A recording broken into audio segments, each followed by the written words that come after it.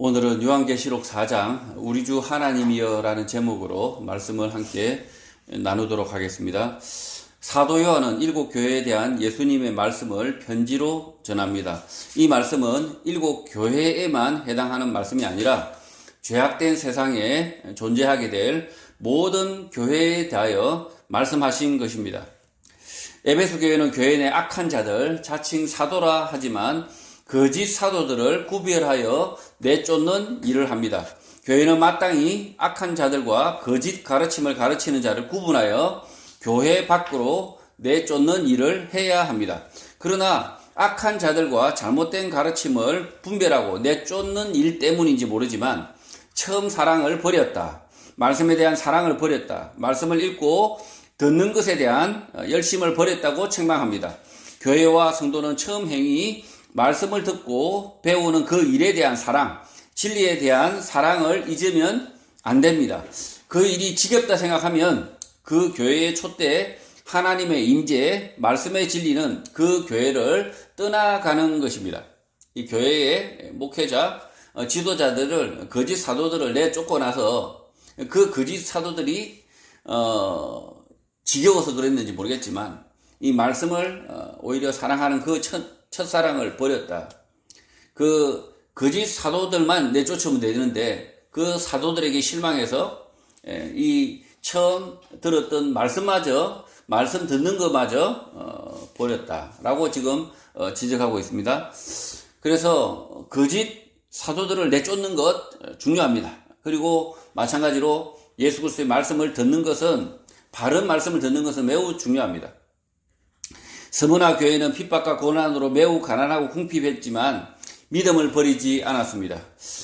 회당으로 모이는 유대인들의 비난도 견뎌내었고 몇 성도가 옥에 갇히지만 믿음으로 이겨냅니다. 악한 세상에서 예수를 믿는다는 것은 이 땅에서 가난한 삶을 선택하는 것일 수 있으나 예수님은 부요하다라고 말씀합니다. 성도는 예수님께서 인정하는 부요한 삶을 살아야 생명의 관을 받게 됩니다. 이 스무나 교회는 가난한 교회입니다.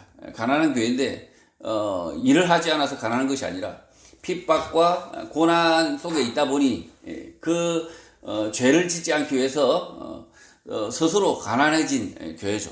그런데 그 가난해진 스무나 교회를 예수님은 부요하다라고 지금 말하고 있습니다. 버가모 교회가 세워진 곳은 사탄의 권자가 있는데 악한 도시라고 합니다.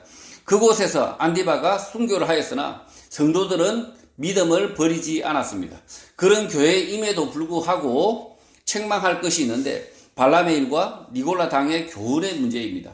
발람은 바알을 섬기는 제사장 선지자로 모압 왕 발락으로부터 이스라엘에 대한 저주를 요청받지만 저주에 실패합니다.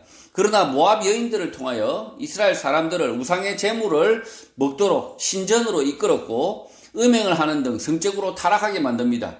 발람의 문제는 음행한 사람이 버가모 교회 안에도 생겨났다는 사실을 밝히고 있는 것입니다. 또 그 사실을 소수의 사람들이 알고 있었는데 니골라 당처럼 지어죄가 있음에도 괜찮다, 구원 얻는데 문제가 없다라고 덮어버리려고 하는 것입니다.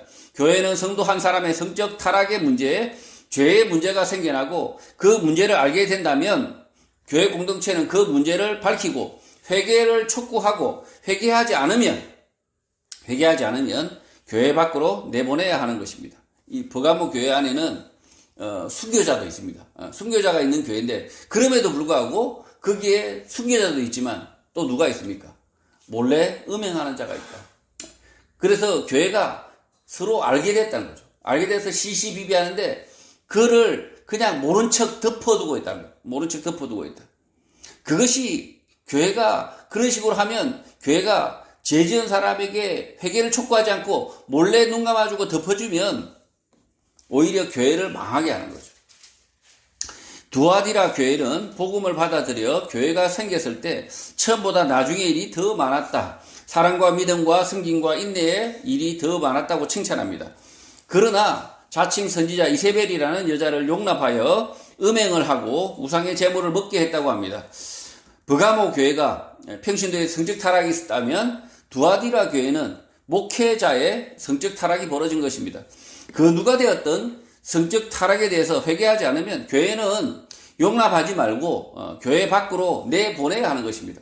이 회개하고 용서를 구하고 그리고 철저하게 뉘우친다면 교회 성도로서 함께 생활할 수 있겠으나, 그러나 그 죄를, 이미 드러난 죄를 회개치도 않고 그렇다면 숨기고 거짓말한다면 교회 밖으로 내보내야 한다는 거죠. 이 평신도의 성적 타락도 문제지만 이 버가모 교회는 이 두아디라 교회는 자칭 선지자 이세벨이라는 여자가 음행을 하는 이런 어처구니 없는 일이 벌어진 겁니다.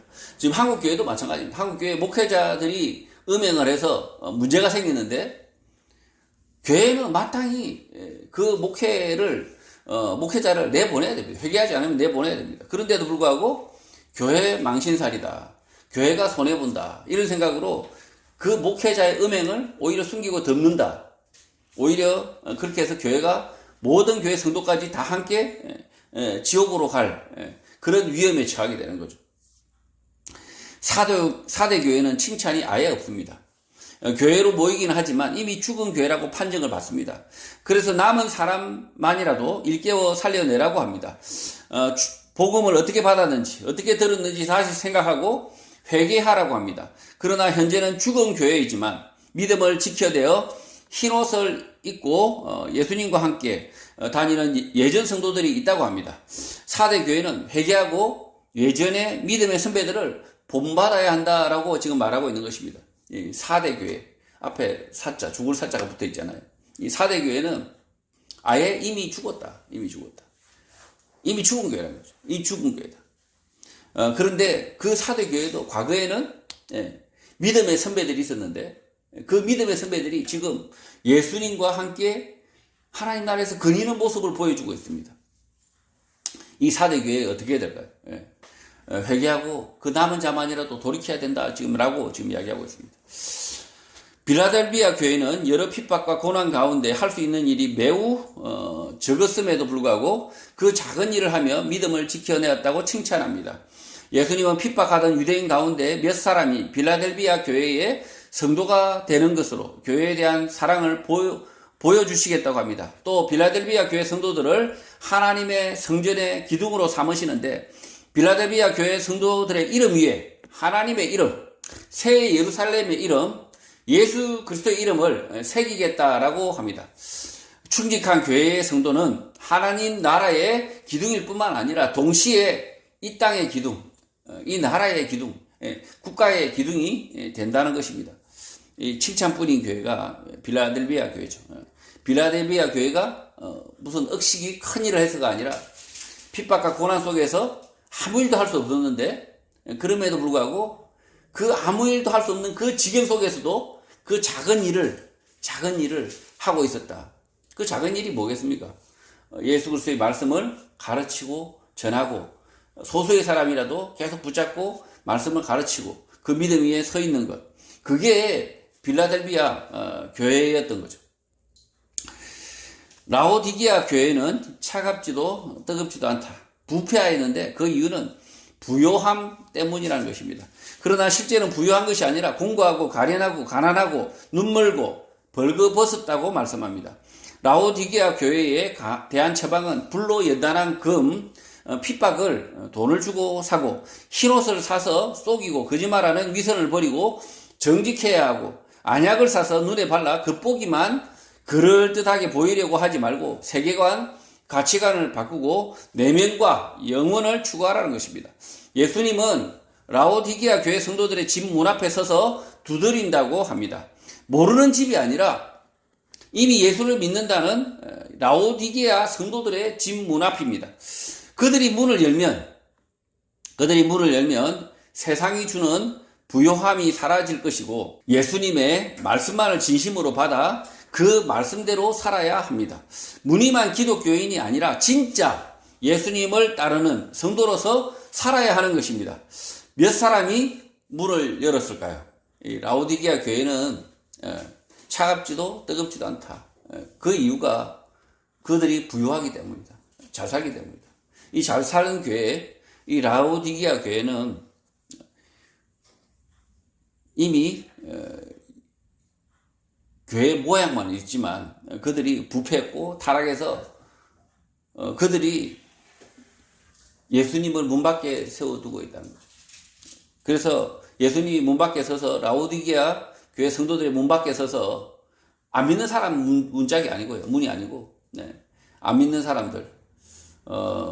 보통 아파트에 보면, 이렇게 초인종을 누르면서 전도하시는 분들 있잖아요. 그것이 아니라 믿는 라오디게아 교회.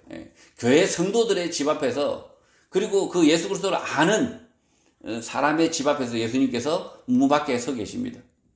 근데 그 사람들이 문을 열지 않습니다. 왜 열지 않습니까?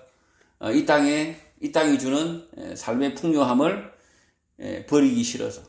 그래서 문을 열면 어떻게 해야 됩니까? 불과 같은 연단한 금과 같은 고난을 사야 되니까. 어려움에 처하니까. 그러니까 문을 꽁꽁 걸어 잠그고 열지 않았을 가능성이 매우 큽니다. 7교회에 대한 예수님의 계시를 다시 요약하면 에베소 교회는 말씀을 읽고 듣는 일에 지겹다 생각하면 안 되고 말씀에 대한 사랑을 되찾아야 합니다. 스무나 교회는 믿음 때문에 가난했지만 부요한 교회로 칭찬을 받습니다. 버가모 교회는 음행하는 성도가 있는데 회개를 촉구하거나 교회 밖으로 내보내야 합니다. 두아디라 교회는 목회자가 음행을 합니다. 회개하지 않으면 용납할 수 없습니다. 4대 교회는 이미 죽은 교회, 말씀을 떠난 교회인데 몇이라도 건져내라고 합니다. 빌라델비아 교회 성도들은 하나님의 성전의 기둥으로 세우시겠다. 하나님의 이름과 새 예루살렘의 이름과 예수님의 이름을 빌라델비아 교회 성도들 위해 새기겠다고 합니다. 라오디게아 교회는 부자 교회인데 차갑지도 뜨겁지도 않다. 부패했다. 썩었다. 즉각 회개하고 평안 안락이 아니라 복음을 위하여 핍박, 고난을 선택해야 한다고 합니다. 이렇게 하지 않으면 하나님 나라에 들어갈 수 없다. 생명책에 내 이름은 없다. 생명의 관이 없다는 것입니다.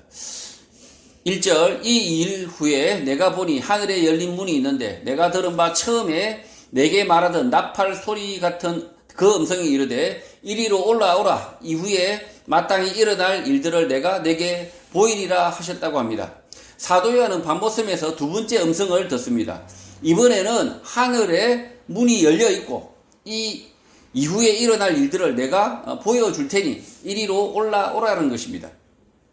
이 하늘에 갑자기 문이 열렸습니다. 그 위로 올라오라는 거죠. 2절 내가 곧 성령에 감동되었더니 보라 하늘에 보좌를 베풀었고 그 보좌 위에 앉으신 이가 있었다고 합니다. 사도 요한은 즉시 영 안에 있었다. 성령 안에 있었다. 성령에 감동되었는데 하늘에 보좌가 있었고 그 보좌에 한 분이 앉아 있었다고 합니다. 이 한 분이 앉아 있었다. 지금까지 구약 성경이나 어디에도 하나님의 모습을 이렇게 직접적으로 묘사한 부분이 없는데 지금 요한계시록 4장 2절에서 이 하나님의 모습을 묘사를 하기 시작합니다. 유대인들은 하나님의 모습을 묘사하는 것조차도 두려워하고 꺼려합니다.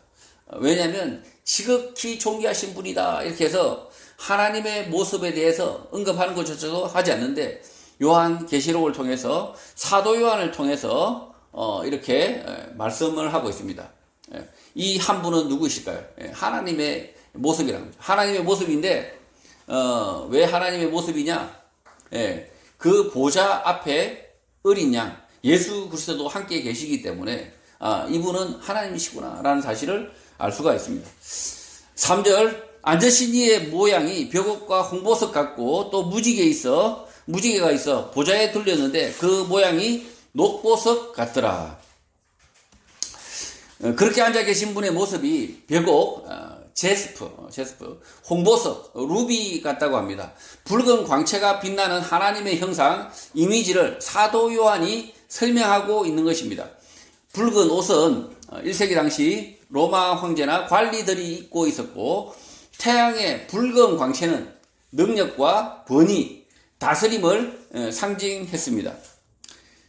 벽옥, 홍보석 이미지는 사진을 보시면 되고요. 보좌 둘레에는 녹보석, 에메랄드 같은 무지개가 있었다고 합니다. 녹색 무지개빛은 차가운 빛이 아니라 광원의 표면 온도가 매우 높을 경우 생겨나는 빛입니다. 산소 용접기의 불빛도 처음에는 붉은색이죠. 근데 온도가 수천 도로 올라가면 붉은색에서 점차 녹색, 청색으로 바뀌게 됩니다.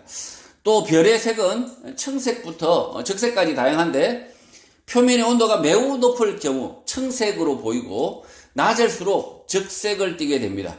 녹색 무지개는 앉으신 이가 누구신지 드러나는 것입니다. 녹색 에메랄드 무지개가 펼쳐졌다. 이 지금 앉으신 분이 하나님의 광채가 지금 에메랄드 무지개로 지금 설명하고 있는 거죠. 별을 보면 별도 마찬가지죠. 별도 오히려 뜨거운 그 별이 청색으로 보이고 오히려 온도가 낮은 별이 적색으로 보인다는 거죠. 빛의 속성이 그렇습니다. 4절 또 보좌에 둘려 24보좌들이 있고 그 보좌들 위에 24장로들이 흰옷을 입고 머리에 금관을 쓰고 앉았다고 합니다. 24보좌와 금면류관을 쓴 24장로들은 믿음으로 시련을 이긴 성도들의 대표들인데 보좌 옆에 앉아있다는 그림, 이미지로 보여주는데 복음으로 인하여 핍박과 고난을 현재 받는 성도들에게 큰 위로가 되는 것입니다. 이 하나님의 보좌 옆에 24장로들이 있는데 그들이 교회의 성도들의 대표들이라는 거죠. 예수님의 말씀대로 이 땅을 살아가야 하는 성도들에게는 하나님의 다스림, 예수 그리스도의 다스림, 하나님 나라에 대한 소망이 있었는데 그것을 사도 요한을 통하여 시각적으로 보여주신 것입니다. 하나님의 나라에 하나님이 보좌에 앉아 계시고 그 옆에 그 성도들이 앉아 있다라는 이 그림을 보면서 지금 핍박받는 성도들이 큰 위로가 되고 있다는 거예요. 큰 위로가. 지금까지 이렇게 분명한 하나님의 나라에 대한 그림 설명이 없었는데 요한을 통해서 사도 요한을 통해서 예수 그리스도와 가장 밀접하게 생활했던 그 사도 요한을 통해서 이렇게 그림으로 지금 보여주고 있다는 거죠. 5절 보좌로부터 번개와 음성과 우레소리가 나고 보좌 앞에 켠 등불 7이 있으니 이는 하나님의 7 영이었다고 합니다. 보좌에서 강렬한 빛과 천둥소리와 음성이 함께 들렸고 동시에 7 등불이 있었는데 그것을 하나님의 7 영이라고 합니다. 성소 안에 금촛대의 형상을 보면 가운데를 중심으로 좌우 3개 7가지를 가지고 있는데 이 금촛대 메노라라고 하는 하나님의 임재의 상징이고 현재 이스라엘 정부의 심볼입니다. 이스라엘 정부가 이 메노라 금촛대를 이렇게 자신들의 정부의 상징으로 하고 있죠. 7이라는 의미가 완전한, 완벽한, 균형 잡힌 등의 의미가 있는 것입니다.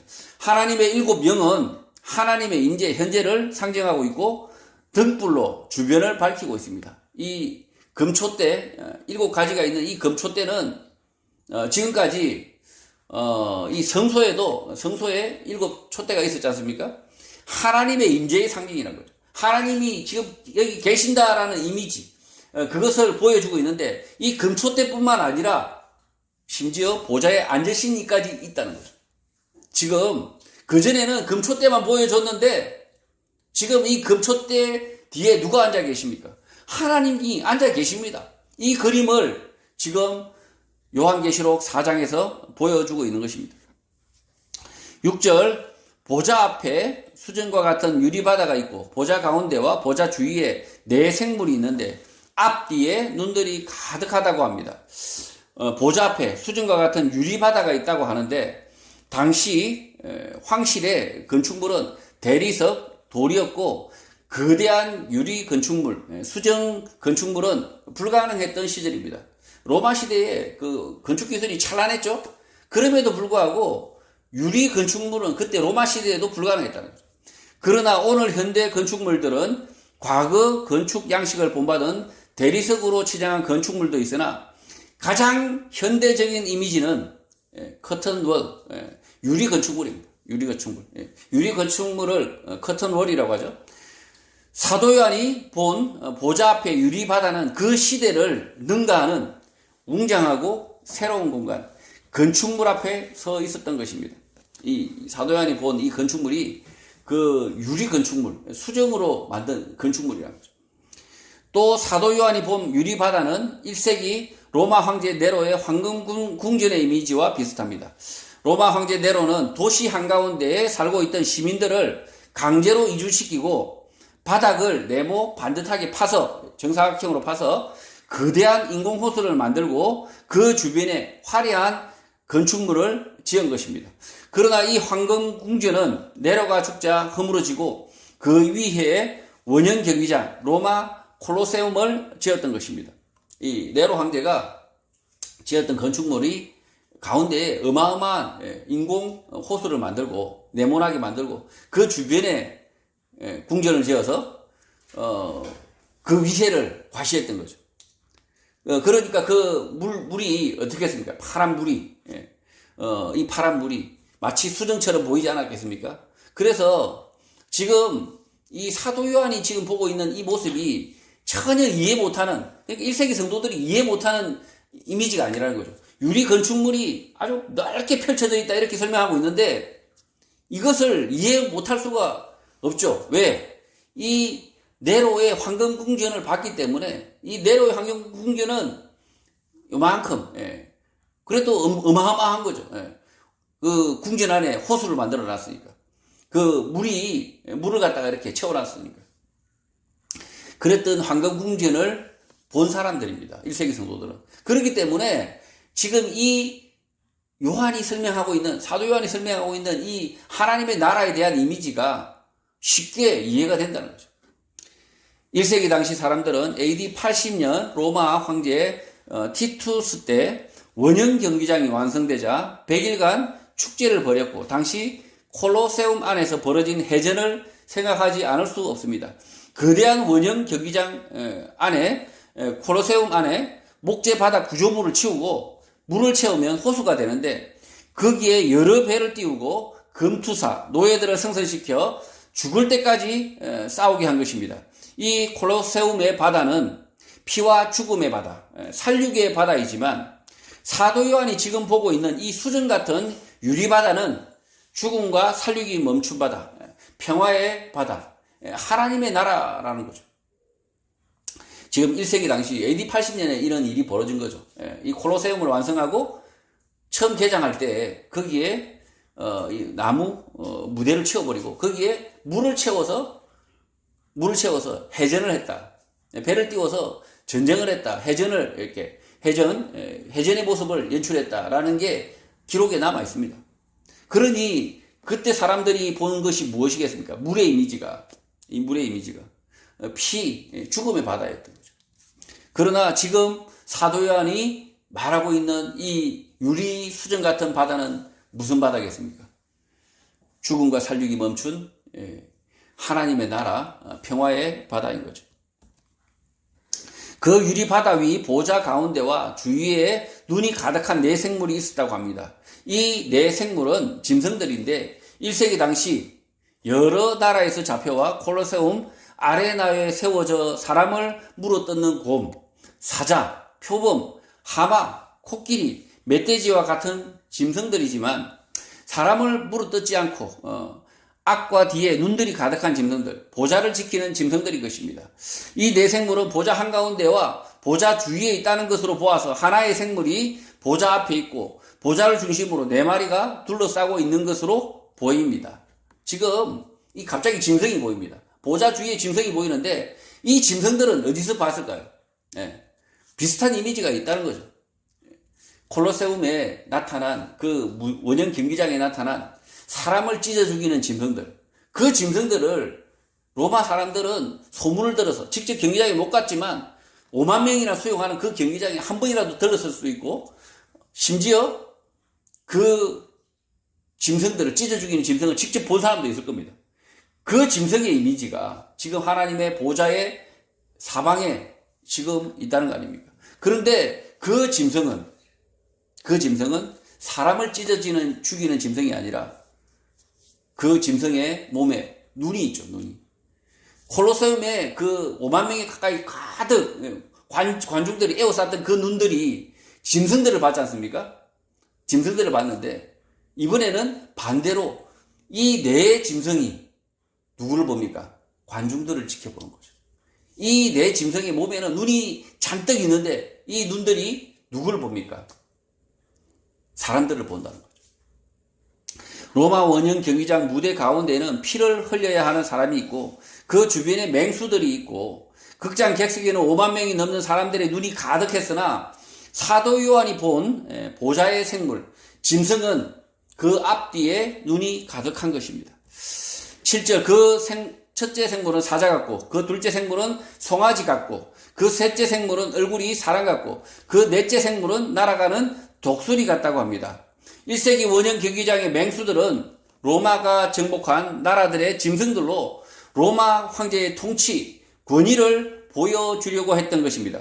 그러나 예수님의 보좌 앞에 있는 짐승들의 형상은 당시 콜로세움에서 보았던 맹수들, 짐승들과 비슷하기도 하지만 전혀 다른 이미지입니다. 첫 번째가 사자 같고, 둘째는 송아지, 셋째는 사람의 얼굴, 넷째는 독수리입니다. 콜로세움에서 울부짖는 사람에게 달려드는 그 짐승들 조합이 아니라 전혀 다른 이미지인 것입니다. 이 네 생물, 짐승은 시각화된 이미지로 직접적이고 분명한 한 가지 언어적 메시지로 해석하면 곤란하지만 전체적으로 보면 피와 죽음을 가져오는 짐승들이 아니라 하나님의 통치, 다스림, 완전한 평화를 보여주는 짐승들인 것입니다. 지금 로마 콜로세움에서 사람을 찢어 죽이는 짐승은 뭐 하는 짐승입니까? 사람을 찢어 죽이는 죽음의 짐승들입니다. 그러나 지금 이 보좌 주위에 있는 이 네 짐승, 사자 같고 송아지 같고 그리고 사람 같고 독수리 같은 이 짐승은 뭐 하는 짐승일까요? 이 짐승들은 하나님의 완벽한 통치, 다스림, 완전한 평화를 보여주는 그런 짐승들입니다. 이 짐승이 사람을 찢어 놓는 것이 아니라 그 보좌에 앉으신 하나님을 찬양하고 있습니다. 이 네 짐승의 각각에 대하여 이 메시지를 특정하거나 단정하면 안 되지만 여러 추측, 상상은 가능합니다. 이 네 개의 형상이 있기 때문에 이 형상에 대해서 어떤 메시지 하나로 이렇게 확정을 할 수 없습니다. 그러나 이 메시지, 이 짐승을 봤을 때 1세기 성도들이 뭐라고 생각했을까요? 이 네 짐승들은 로마 당시와 이후 복음으로 정복될 로마 주변 나라들의 상징일 수 있고 또 요한계시록의 이 네 짐승들의 이미지에 영감을 받아 국가의 국장, 문장, 상징으로 사용하고 있을 수 있습니다. 이 네 이미지가 그때 당시의 사람들은 주변 나라의 왕이라고 생각할 수도 있고 또 지금 후대에는 어떻게 하고 있습니까? 국가, 문장, 상징, 이미지로 사용하고 있다는 거죠. 첫 번째 사자의 이미지는 현재 영국 국장, 문장에 사용하고 있고 영국의 상징이죠. 두 번째 송아지는 이집트의 우상 가운데 하나였고 세 번째 사람 얼굴은 로마 동전에 새긴 황제의 얼굴과 같고 네 번째 독수리는 현재 미국의 국장 상징으로 사용하고 있습니다.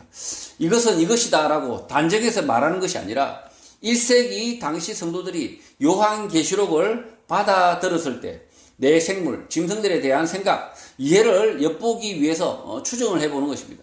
이 네 생물은 계속해서 요한계시록에 등장을 합니다. 보좌의 앞과 옆과 좌우 뒤에 이 보좌를 지키는 이 네 생물들, 이 보좌 주변에 있는 이 네 짐승, 이 짐승은 상징일 수 있다는 거예요. 상징일 수 있다. 그래서 이 이미지를 어떤 특정한 이미지로 확정할 수 없지만 이럴 것이다 라고 상징을 생각할 수 있다는 거죠. 8절 네 생물은 각각 6날개를 가졌고 그 안에 주위에는 눈들이 가득하더라. 그들이 밤낮 쉬지 않고 이르기를 거룩하다 거룩하다 거룩하다 주 하나님 곧 전능하신 이여 전에도 계셨고 이제도 계시고 장차 오실이라고 합니다.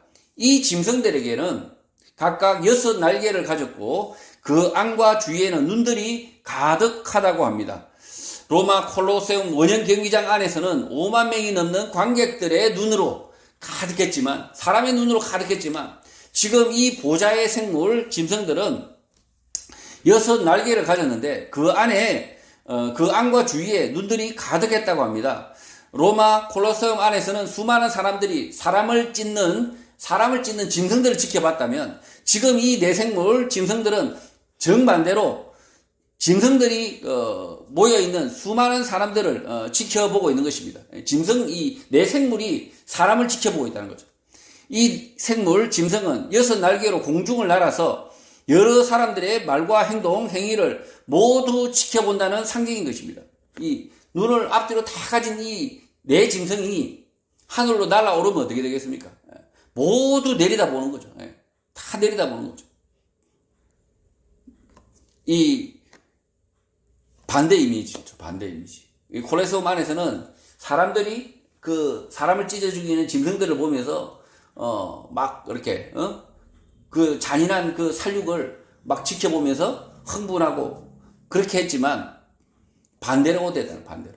이 내 짐승이 공중에 날아서 그 사람들을 지켜보는 이런 이미지라는 거죠. 이 네 생물이 밤낮 쉬지 않고 거룩하다 거룩하다 거룩하다 주 하나님 곧 전능하신 이여 전에도 계셨고 이제도 계시고 장차 오실이라고 합니다. 1세기 로마 당시 콜로세움에서도 낮뿐만 아니라 밤에도 횃불을 밝히고 야간 경기가 펼쳐지기도 했습니다. 경기가 너무나 사람들이 막 많이 몰려들었다는, 인기가 있었다는 거죠. 사람을 찢어 죽이는 그런 잔혹한 경기를 로마 시민뿐만 아니라 주변에서까지, 저 먼 나라에서까지 보기 위해서 이 로마 콜로세움에 몰려들었다는 거 아닙니까? 그러다 보니 그 5만 명을 수용할 수 있는 이 콜로세움인데도 불구하고 낮 경기만으로는 다 들어올 수 없는 거죠. 그래서 밤에도 횃불을 밝히고 야간 경기까지 펼쳐졌다. 로마 황제의 경기에서는 황제가 보는 앞에서 짐승이 사람이 사람을 찢고 죽이는 잔혹한 경기가 펼쳐졌지만, 이 보좌 앞의 네 생물들, 짐승들은 밤낮으로 하나님을 찬양하고 있는 것입니다.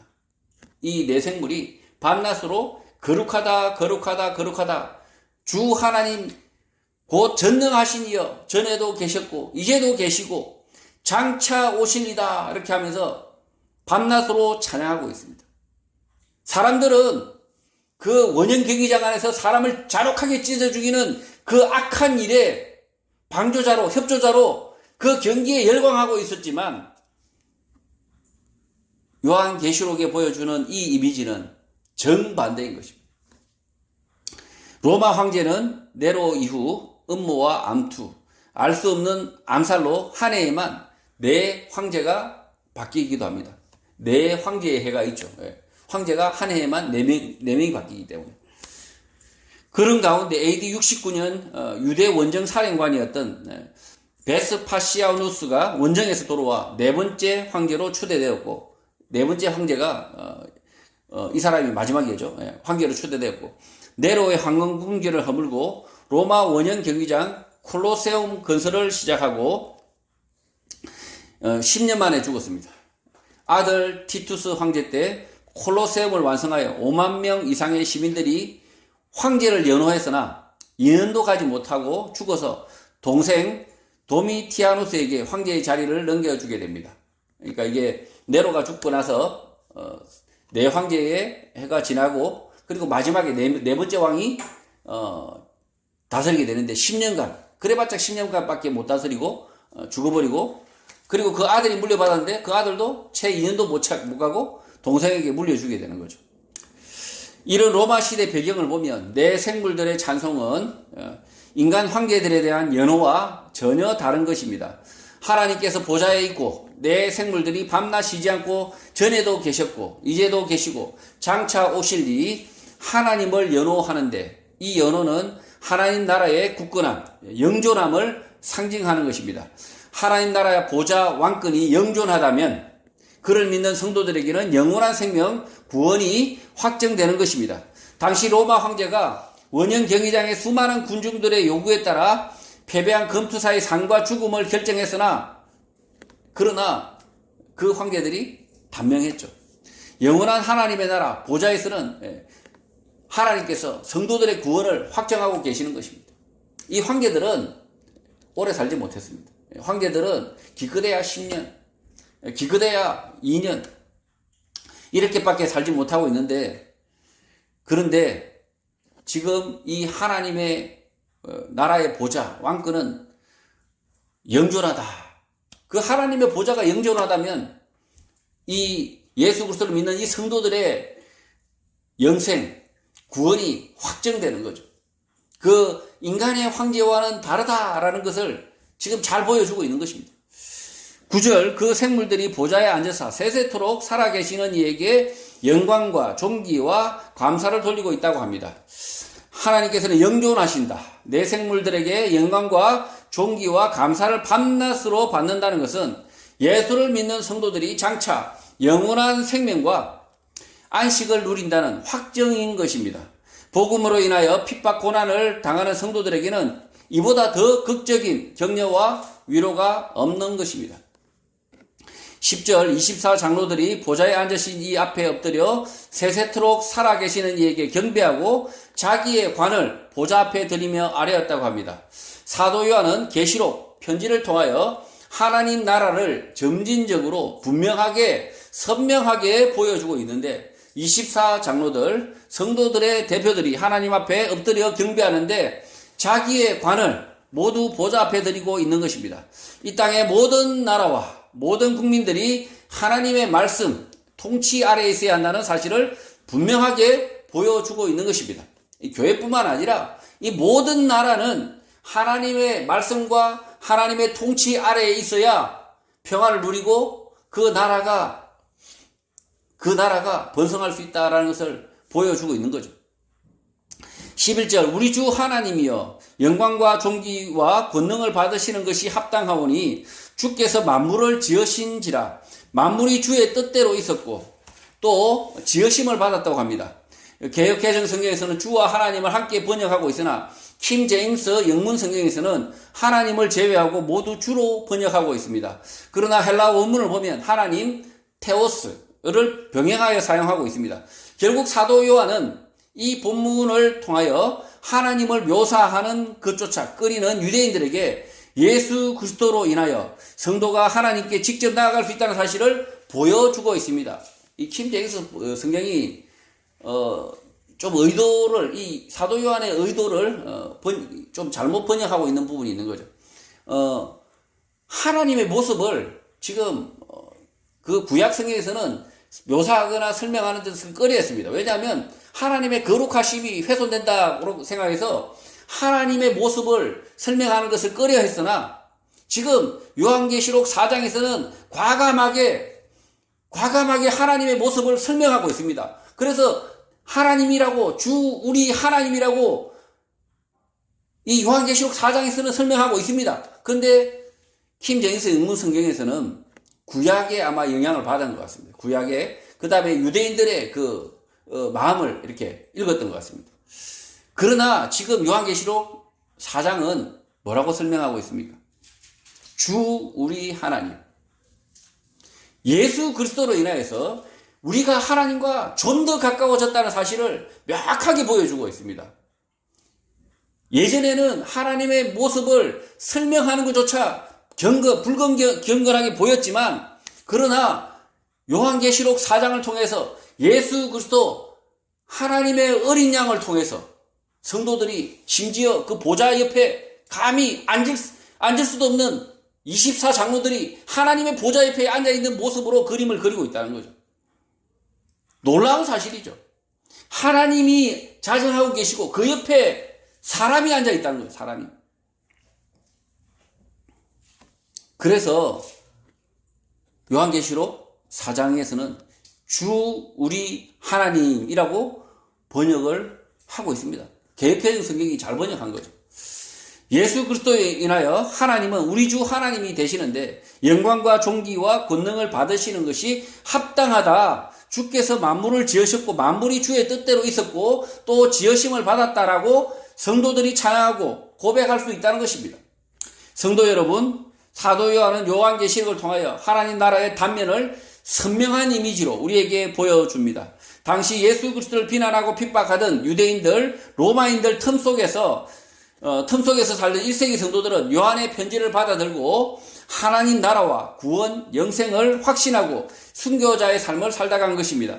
오늘 시대의 성도들도 요한계시록의 계시의 말씀을 통하여 하나님의 나라, 영생, 구원에 대한 분명한 확신을 가지고 믿음으로 사는 복된 성도가 되시기를 주님의 이름으로 축복합니다.